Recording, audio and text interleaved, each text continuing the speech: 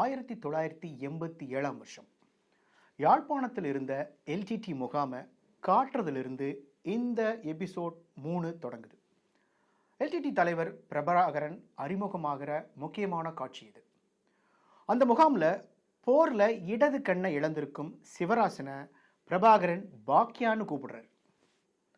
பிரபாகரன் மனித வெடிகுண்டுகளை எதுக்காக தேர்வு செய்கிறார் அப்படிங்கிற காரணத்தை சிவராசன் ஒரு காட்சியில் சொல்கிறார். ரொம்ப முக்கியமான இடம், கவனிங்க. ராஜீவ் கொலை நடந்த 10வது நாள்ல இருந்து 22வது நாள் வரை நடந்த சம்பவங்களை இந்த எபிசோட் 3 பேசுது. சிவராசன் வேதாரன் வழியாக இலங்கைக்கு தப்பிப்பதற்கு எது தடையாக இருந்தது என்ற காட்சி இந்த எபிசோட்ல வருது. சைனைட் கேப்சூல்னா என்ன, அதை ஒரு மனிதன் கடிச்சா என்ன ஆகும், அதை கடித்த உடனே மனித உடலில் என்னென்ன பாதிப்புகளை உருவாக்கும், சைனைட் கடித்த மனிதனை எப்படி காப்பாற்றலாம், இது எல்லா விஷயங்களையும் சயின்டிஃபிக்காக எக்ஸ்பிளைன் பண்ணுற ஒரு காட்சி இந்த எபிசோடில் வருது. ரொம்ப நல்ல இன்ட்ரெஸ்டிங்கான ஒரு சீன் அது. யாழ்ப்பாணம் சிவராசனை எப்படியாவது தமிழ்நாட்டில் இருந்து கொண்டு போக முயற்சி செய்யும்னு பல இடங்களில் இந்த எபிசோடில் பதிவு பண்ணுறாங்க. ராஜீவ் கொலை வழக்க விசாரணை பண்ண எஸ்ஐடி பில்டிங் மல்லிகையை சிவராசன் குண்டு வச்சு தகர்க்கணும்னு தீவிரமாக முயற்சி பண்ணுறார்.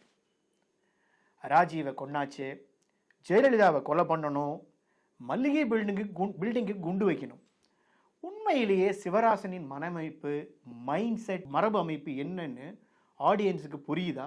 சைதாப்பேட்டில் ஹரிபாபுவின் வீட்டுக்கு பக்கத்தில் இருந்த பிபிஎல் ஆல்ரவுண்டர்ஸ் பிரிண்டிங் ப்ரெஸ்ஸில் 2 நபர்களை எஸ்ஐடி கைது பண்ணுறாங்க. அந்த கைதுக்கு அப்புறம்தான் விசாரணை இன்னொரு முக்கியமான இடத்துக்கு நகருது. அந்த 2 நபர்கள் யார்?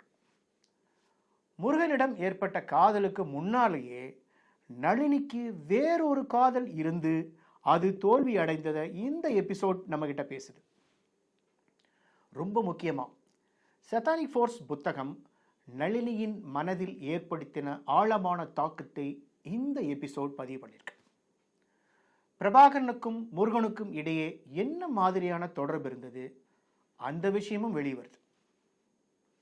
ராஜீவ் கொலை நடந்த அடுத்த நாள் சிவராசன், முருகன், நளினி, சுபா அனைவரும் திருப்பதி கோயிலுக்கு போய் காணிக்க செலுத்துறாங்க. இது என்ன மாதிரியான ஒரு உளவியல்னு ஆடியன்ஸ் யோசிங்க. எஸ்ஐடி விசாரணையில் இந்த விஷயத்தை சொல்றதே நளினியின் அம்மா தான்.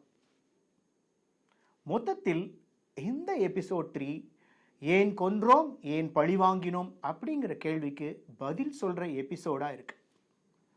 நோகேஷ் குக்கனூர் டைரக்ட் பண்ணியிருக்க இந்த வெப்சீரியஸோட எபிசோட் 4 பற்றி அடுத்த வீடியோவில் நம்ம பேசலாம். காத்திருங்கள். நன்றி, வணக்கம்.